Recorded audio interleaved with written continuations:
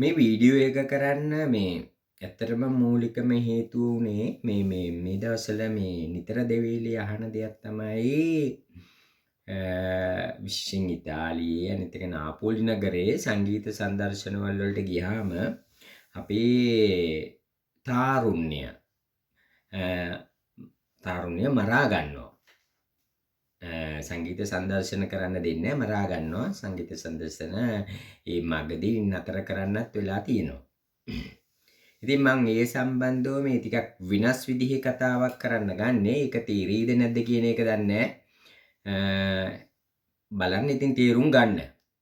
ඒක තමයි මේ අපි දන්නවා මේ වසර මිලියන් ගානකට ඉස්සෙල්ලා මේ මිනිසුන් පරිණාමවාදය ගැන කතා කරනවානේ.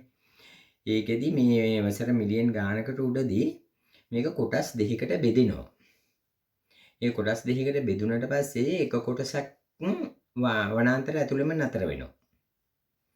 අනිත් කොටස වනාන්තර ඇතුළෙන් එළියට එනවා.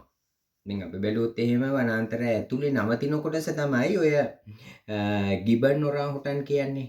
ඒ වානර ප්‍රභේදයේ එහෙමම නවතිනවා.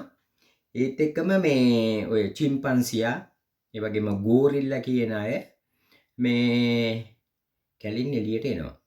එවිල්ල ඉවර වෙලා උන් ඊට පස්සේ නිදහසේ ඒත් එක්කම උන් ඒ කියන්නේ කෙලින් හිට ගන්න ඒත් එක්කම ඇවිදින්න ඒ වගේම උන්ගේ අත්වල ක්‍රියාකාරකම් උන් අත් දෙක මේ ඒ ශ්‍රමය වගුරවන්න ඒ වගේ යම් ක්‍රියාකාරකම් අවුරුදු දහස් ගණන් දසදහස් ගණන් මිලියන් ගණන් ඒ පරිණාමයේ කොටසක් වශයෙන් තමයි මේ ඇත්තටම මේ දැන් ඉන්න අපි ඒ කියන්නේ මේ සේපියන්ස්ලා විදිහට ඉන්නේ. දැන් ඒකත් එක්ක දීර්ඝ කාරණාව වසර දසදහස් ගණන් කලාව ඒත් එක්කම යම් සාහිත්‍ය සංස්කෘතිය ඒ වගේම ක්‍රීඩාව ඔය දේවල් තෝන් දියුණු කරුවානේ. ටිකෙන් ටික දියුණු කරගෙන ආවා. දැන් ඒ වුණාට මේ තාමත් අර අපි ගොඩක් වෙලාවට හෝමෝ සේපියන්ස් කියලා කිව්වට සමහර විශේෂයෙන් තාරුණ්‍ය හොඳේ මේකේ විශේෂයෙන් තාරුණ්‍ය මේ දැන් කලිසම් අඳිනවා සපත්තු දානවා ටයිකෝඩ් දානවා ඒව සේරම කරනවා. හැබැයි තාමත් ජීවත් වෙන්නේ අර මේ අර ගල් ගුහාවල වනාන්තරවල ජීවත් වෙච්ච මේ මිලියන් ගණන් අවුරුදු දසදහස් ගණන් වලට එහා මේ පැරණි විදිහට තමයි ජීවත් වෙන්නේ. මොකද එහෙම නැත්තම් සාමාන්‍ය දැන් අපි කලාවටනේ දැන් ඔය සංගීතයක් කිව්වොත් එහෙම ඉතින් ඒක පොඩ්ඩක් කලාවටනේ අයිති වෙන්නේ. අපි ඇයි සංගීත සංදර්ශනයකට යන්නේ? විශේෂයෙන් මේ වගේ රටක සතියක් විතර වැඩ කළා මහන්සි දේවල් එක ගිහිල්ලා අපි ඉදයක් විඳින්නනේ. ඉතින් මේ විඳින්න ගිය දේ විඳින්න නැතුව එතන මරා ගන්නවා කියන්නේ උන් වෙනම මේ වානර ප්‍රභේදයකට අයිති වෙන්නේ. ඒක තාම හොයාගෙන නැහැ මොකද්ද කියලා. දැන් ඕකට අර මේ ප්ලේටෝ පත්‍රිකා කියලා මේ පොතක් තියෙනවා. ඒකේ කියනවා මේ අපි දැන් මේ හැසිරෙන විදිය දැන් මේ අපි හෝමෝ සේපියන්ස්ලා හැසිරෙන අපි මේ දැන් හැසිරෙන විදිය තව අවුරුදු 1000 2000 ගියාට පස්සේ මේ මිනිස්සු අපි දිහා බලලා මේ දැන් අපි කොහොමද මේ සංස්කෘතිය විඳින්නේ සාහිත්‍ය විඳින්නේ කලාව විඳින්නේ අපේ අධ්‍යාපනය අපි ජීවත් වෙන විදිය කොහොමද කියලා උන්ට hina යනවලු. ඒ කියන්නේ එයා කියන්නේ මේ මිනිස්සු අපි ගැන hina වෙනවා කියලා. ඒ කියන්නේ අපි අර මීට අවුරුදු දසදහස් ගානකට උඩ මිනිස්සු ජීවත් වෙච්ච විදිහට දැන් අර කතා කරනවා යම් දේවල් hina වෙනවනේ. ගින්දර සොයා ගැනීමේ ඉඳලා එහෙම ඒ වගේ මේ මිනිස්සු අපිට hina වෙනවා කියලා. ඇත්තටම hina වෙන්න ඕනේ මොකද මේ හැසිරෙන විදිහට. මම මේක ඔය දැන් මම පොඩ්ඩක් මතක් කළේ මේ අර මේ ඉතිහාසයේ ගමන්ගත් මේ පරිණාමයේ සම්බන්ධව මේක මම දාර්ශනික පැත්තකට ගියොත් එහෙම දාර්ශනිකයෙක් හිටියා මේ නිට්ෂේ කියලා 1700-800 ගණන් වල. ඔහු මේ අපේ මේ මිනිසා ගැන එහෙම නැත්නම් තාරුණ්‍ය ගැන හොඳ පැහැදිලි කිරීමක් කරනවා දාර්ශනික පැත්තේ. මේ ඔහු ගේනවා එක අදහසක් මිනිසුන්ට තියෙනවලු will to power කියලා. ඒ කියන්නේ මේ බලයට ඇති කැමැත්ත. අපි හැමෝටම තියෙනවා බලයට ඇති කැමැත්තක් තියෙනවා. ඒ කැමැත්ත හැමතිස්සෙම උන් මේ ක්‍රියාත්මක කරන්න හදනවා කියලා කියනවා. ඒ ක්‍රියාත්මක කරන්නේ ඇයි කියලා ඔහු පැහැදිලි කරනවා. ඔහු කියනවා මේ අනිකාව පාලනය කිරීම සඳහා. ඒත් එක්කම අනිකාගේ අවදානම දිනා ගැනීම සඳහා. අනිත් එක තමයි අනිකාව ඒ කියන්නේ විනාශ කිරීම සඳහා කියලා. ඒ කියන්නේ නික්ෂේ පැහැදිලි කරනවා මේ ඒක ඒ කියන්නේ බලයට ඇති කැමැත්ත මේ විදිහට තමයි කියන්නේ. වගේම ඔහු කියනවා මේ මිනිසුන්ට දැන් ඇත්තටම කෑම සඳහා රුචියක් තියෙනවානේ. ඒත් එක්කම සතුටු වීම සඳහා රුචියක් තියෙනවා. අර අපේ මේ සංගීතවල වලට ගිහිල්ලා මේ මරා ගන්න සතුට නෙමෙයි. ඒ වෙනස් විදිහේ සතුටු විඳින්න තියෙනනේ. ඒත් එක්කම තමයි ජීවිත රැකීමේ අරමුණකුත් අපිට මිනිසාට තියෙනවනේ. ඒ ඔය අරමුණුත් එක්කම තියෙන ඊළඟ අරමුණ තමයි අර බලයට තියෙන කැමැත්ත. බලයට තියෙන කැමැත්ත ඌ මේ දීර්ඝ වශයෙන් මේ සම්බන්ධව පැහැදිලි කරනවා මේ ඌ කියනවා අනිත් එක තමයි මේ මිනිස්යාට මේ ඒ කියන්නේ මීනින් එකක් නැති වුනහම තමයි මේ ඒ කියන්නේ මේ ජීවිතයේ අර්ථයක් නැති වුනහම අපි දැන් ගොඩක් වෙලාවට ඔය මරා ගන්න ඔය සෙට් එකට ජීවිතයේ අර්ථයක් නැහැනේ. ඒ කියන්නේ තේරුමක් නැහැ. උන් දන්නේ තාරුණ්‍ය කියන්නේ මොකක්ද කියලා. අර වානරේ පන්නරේ ලබාපු පොතේ ඔස්ට්‍රෝ මට ඒ ලේඛකයාගේ නම මතක නැහැ. රුසියන් ලේඛකයෙක්. ඔහු ඔහු කියනවා මේ තාරුණ්‍ය කියන්නේ සටන්කාමීත්වය තමයි. තාරුණ්‍ය කියන්නේ සටන්කාමීත්වයනේ. ඒක කොහෙටද යොමු කරන්න ඕනේ කියලා ඔහු කියනවා. ඔහු කියනවා මේ සමාජය වෙනස් කරන පැත්තකනේ මේ සමාජයේ ගඳ ගහන කුණු ගොඩ හොඳ කරන්නනේ ඒක වෙනස් කරන්න ඕනේ කියන එක තමයි ඔහු කියන්නේ. දැන් අපේ තාරුණ්‍යයට එහෙම හැඟීමක් එහෙම තීරුමක් නැති හින්දා උන් අර විදිහට කලහකාරී විදිහට හැසිරෙනවා කියන එක තමයි නිට්ෂේ කියන්නේ. මම නෙමෙයි හොඳේ. ඒත් එකම මේ අර ඊළඟ එකට ඇවිල්ලා ඔහු කියනවා මේ අපේ තාරුණ්‍යයට නැහැලු ක්ලියර් ප්‍රොපෝස් එකක්. ඒ කියන්නේ පැහැදිලි අරමුණක් නැහැ. ඒත් එකම නිශ්චිත අරමුණක් නැහැ. අන්න ඒ නිසා වුන් අර විදිහට හැසිරෙනවා කියලා. ඒ කියන්නේ අර ඒ මුකුත් අරමුණු නැහනේ. ඒ කියන්නේ දැන් අපි සංගීතයකට ගිහිල්ලා ඒක විඳින අරමුණක් නෙමෙයි තියෙන්නේ උන්ට. උන්ට තියෙන්නේ කායකද පැටලෙන්නේ කායකද මරාගන්නේ ඒ වගේ අරමුණක් තමයි තියෙන්නේ. දැන් අන්න ඒ නිසා උන් මේ විදිහට හැසිරෙනවා කියලා තමයි කියන්නේ.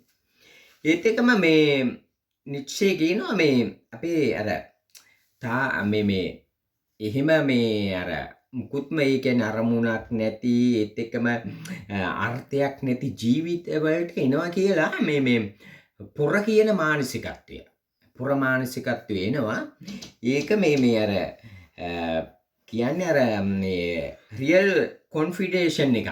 ඒ කියන්නේ නැති වුනහම එන එකක් කියලා. ඔහු ඒක මෙන්න මේ විදිහට හඳුන්වනවා. ඒ කියන්නේ දැන් සාමාන්‍ය අපි කියන්නේ තරුණයන්ට තියෙනවනේ යම් දේවල්. දැන් සමහරුන්ට තියෙනවා මුදල් නෙමෙයි. මං කියන්නේ මුදල් නෙමෙයි. උන්ට තියෙනවා අරමුණු තියෙනවා. විශේෂයෙන් තරුණයට තියෙන මූලික අරමුණ වෙන්න ඕනේ අර මේ සමාජය වෙනස් කරන්න උවමනා කරන හැඟීමක් තියෙන්න ඕනේ තාරුණ්‍ය කියන එකට. දැන් එහෙම නැත්තම් අර ජීව විද්‍යාත්මක මේ අවුලක් කියලා තමයි කියන්නේ. එහෙම නැති වුනහම ජීව විද්‍යාත්මක අවුලක් තමයි තියෙන්නේ. ඒ වුනහමත් අර පැත්තට පෙළෙනවා කියලා. ඒ කියන්නේ නිකන් මේ නිකන් අර තිරිසන්නු අර අපි කියන්නේ සත්තු හැසිරෙන්නේ. ඒ කියන්නේ දැන් අලි කොටි වලස්සු එහෙම හැසිරෙනවානේ එකට එක මුණ ගැහුනහම කොහොමද කියලා. ඒ විදිහට හැසිරෙනවා කියලා වගේ තමයි මේ ෆ්‍රෙඩරික් නිට්ෂේ කියන්නේ. දැන් එහෙම අරමුණක් තියෙන තාරුණ්‍යයට අර විදිහට හැසිරෙන්නේ නැහැ කියලා තමයි කියන්නේ. දැන් මට පැහැදිලි කරන්න ඕන එකක් ඔය පරිණාමයේ වශයෙන් ඒත් එකම දාර්ශනික වශයෙන් මේ තරුණයන්ගේ මේ හැසිරීම සම්බන්ධව විලාසය තමයි මට විශේෂයෙන් හඳුන්වන්න. ඒත් එක්කම තමයි මේ අපි සාමාන්‍ය ජීවිතයේදී දැක්ක දෙයක් තමයි දැන් යුරෝපයේ තාරුණ්‍යයක් ඉන්නවනේ. ඒ යුරෝපයේ තාරුණ්‍ය කොහොමද හැසිරෙන්නේ? ඒගොල්ලෝ සංගීත වලට යන්නේ නැද්ද? ඒගොල්ලෝ නටන්නේ නැද්ද? ඒගොල්ලෝ අපිට වඩා වෙනස් විදිහේ විලාසිතාවකට නැද්ද? සංස්කෘතියක නෙමෙයිද ඉන්නේ? එහෙමනම් ඇයි ඒගොල්ලෝ ඒක විඳලා පිළිවෙලකට ගෙදර යන්නේ? අපිට මොකද වෙලා තියෙන්නේ? කියන එක අපි යම්කිසි විදිහකට අධ්‍යයනය කරන්න වෙනවා. දැන් එතකොටත් තියෙනවා අපේ සංස්කෘතිය සම්බන්ධෙනුත් ගැටලු ප්‍රමාණයක් දැන් මේ වෙනකොට මතුවලා තියෙනවා. ඒ වගේම තමයි දැන් මෙහි එන ගොඩක් තරුණයන්ට වෙලා තියෙන දෙයක් තමයි උන් ඇත්තටම මේ සමාජයේ කොහෙද හිටියේ කියලා හිතා ගන්න විදිහක් නැහැ. සමහර ඉතාලි අපි කියමුකෝ ඉතාලි තරුණේ කවුරු හරි හම්බුනහම ඌ හිතනවා මේ දැන් මම තමයි පුර කියලා. ඊට පස්සේ උන් හැසිරෙන විදිහ අර විදිහට මට ඕන දෙයක් කරන්න පුළුවන්. ඒ විදිහටත් ඉන්නවා. දැන් අපි සමහර තැන්වලදී දැක්ක දෙයක් තමයි මේ ලාංකිකයෝ අතර යම් ගැටුම් ඇති වුනහම සමහර ලාංකිකයෝ කියනවා මේ මම වැඩ කරන තැන එක්කෙනාට කියන්නම් දෙන්නම් ඔබට මේ පාර. ඒ විදිහට තමයි හැසිරෙන්නේ. අපි දන්නවා එහෙම නෑ කියලා. මොකද මේ ඒගොල්ලෝ මේ හිතන්නේ මේ වෙනස් විදිහකට මේ අපේ අය හිතන්නේ. ඉතින් ඒක එකක් තියෙනවා. අනිත් එක තමයි මේ වෙනකොට මේ තවත් දෙයක් තියෙනවා මේ ලංකාවේ මේ සංගීත කණ්ඩායම් වලට මේ වෙනකොට ඇත්තටම උන් ඉන්නේ විශාල ආර්ථික අගාධයක ඉන්නේ. උන්ට බෑන්ඩ් තියෙනවා. බෑන්ඩ් ආරක්ෂා කරගන්න විදිහක් නැතුව ඉන්නවා. ඒත් එක්කම ඒක සාමාන්‍ය දෙයක් මේ තියෙන ආර්ථිකෙත් එක්ක. දැන් ඒ නිසාම උන් කරන්නේ කීයකට හරි මෙහි ඇවිල්ලා බෑන්ඩ් එක ගහන එක. ඉතින් මෙහි ඉන්න අපේ හාදියොත් කරන්නේ මෙහි ඉන්න කවුරු හරි මොකක් හරි ආදේ කරන්නේ තවත් කීයක් හරි උහුත් තියාගෙන ඉවර වෙලා ඒ බෑන්ඩ් එක ගෙනල්ලා කොයි හරි ගහනවා. ඉතින් හැම සතියකම මේකේ දැන් සංගීත. ඒක තමයි අර මෙහි විශාල ප්‍රමාණයක් ඉන්නවා ලාංකිකයෝ ඇවිල්ලා. ඉතින් වුන් ඇත්තටම සතියේ දවසේ හම්බ කරන එකනොත් කොටසක් ඒකට ගෙවන්න ඕනේ. ඊට පස්සේ කාමර කුලී ගෙවන්න ඕනේ. සීරම දේවල් කරගෙන අන්තිමට මහා ගාදිකට වැටෙනවා.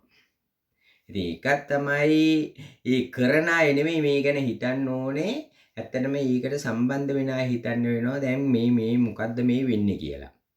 මොකද අනිත් එක තමයි ඒකට ගියාට පස්සේ ඒක බලන්න විදිහක් නැහැ. මේ එක්කෝ ඒකට හමුදාව දාන්න වෙනවා. එහෙම නැත්නම් මෙහි පොලිසිය දාන්න වෙනවා. දැන් ඕක කරන්න. බීච් පාටි එකට ගියත් එහෙමයි. ඉතින් ඒ නිසා තවත් ගැටලුවක් තියෙනවා. මෙහි අපි දැන් හිතාගෙන ඉන්න පූජක පක්ෂයකුත් ඉන්නවා. අපි හිතන්නේ දැන් උන් සාමාන්‍ය ජන සමාජයට ඉහළින්නේ උන් ඉන්නේ. ඉතින් දැන් උන් එක්ක බලන්න ඕනේ මේ සම්බන්ධව මෙහි ඉන්න සියලු දෙනාත් එක්කම සාකච්ඡා කරලා මේවා කොහොමද අඩුම ගානේ 100% නමත්ත ගන්න බැරි වුණත් අඩුම ගානේ මේක කොහොමද පාලනය කරගන්න තත්යකට ඉන්නෝ කියලා. මම දැක්ක මේ ඊයේ පෙරේදා අපේ නාපෝලියේ සංක්‍රමණිකයන් නියෝජනය කරන මහත්යත් මේ ජගන් සහෝදරයා කතා කරලා ওই සම්බන්ධව මේ යම්කිසි අදහසක් දෙනවා මේක කොහෙද යන්නේ මේ සමාජය කොහෙද යන්නේ කියලා. ඉතින් ඒකට මේ වෙනකොට ක්‍රියාත්මක වෙන්න ඕනේ. ඒක ක්‍රියාත්මක කරන්න ඕනේ අර මං කිව්ව මෙහි ඉන්න මේ සමාජයට උඩින් ඉන්න අය. ඉතින් අපිට කරන්න පුළුවන් දේ තමයි මේක මේ ජනතාවට කියලා දෙන එහෙම නැත්නම් මේක සමාජගත කරන එක. ඉතින් ඒකට අපි ඕන සක්‍රීයව දායක වෙන්න අපේ සංවිධානයක් වශයෙන් සක්‍රීයව දායක වෙන්නත් අපි ඕනම වෙලාවක ලෑස්ති. එකක් අපිට නගර සභාව හෝ එහෙම නැත්නම් මෙහි අනිකුත් ආයතන සම්බන්ධ කරගෙන ඒක මෙහෙම. හැබැයි විහිළුවට කාරණාව තමයි අර ඕගනයිස් කරන මාය අරකට නැගලා ඉවර වෙලා කියනවා හිට පිට්ටනිය හම්බ වෙන්නේ නැහැ හිට මේක කරන්න හම්බ වෙන්නේ නැහැ ලබ නිරද මේක කරන්න හම්බ වෙන්නේ නැහැ කියලා අදත් ඇවිල්ලා අර වැඩේම කරනවා. ඒක නිසා අපි කියන්නේ මේක වෙනසක් වෙන්න ඕනේ. වෙනස් කරන්න හැමෝම මැදිහත් වෙන්නත් ඕනේ. මේක තනි පුද්ගලයෙක්ට මැදිහත් වෙලා කරන්න දෙයක් නැහැ. කරන්න බෑ. හැමෝම මැදිහත් වෙන්න ඕනේ. ඒ වගේම අපි මේ සමාජයට තමයි මේක විශේෂයෙන් මේ අපි මේ වීඩියෝ එක කරන්නේ. ඉතින් අපි තවත් වීඩියෝ එකකින් මේ වගේම හම්බ වෙමු. ඒ වගේම සක්‍රීයව අපි දායක වෙන්නත් කැමති මේ දේවල් මේ වළක්ව ගන්න. මේ සිදුවෙන දේවල් වළක්ව ගන්න. එහෙමනම් බොහොම ස්තුතියි.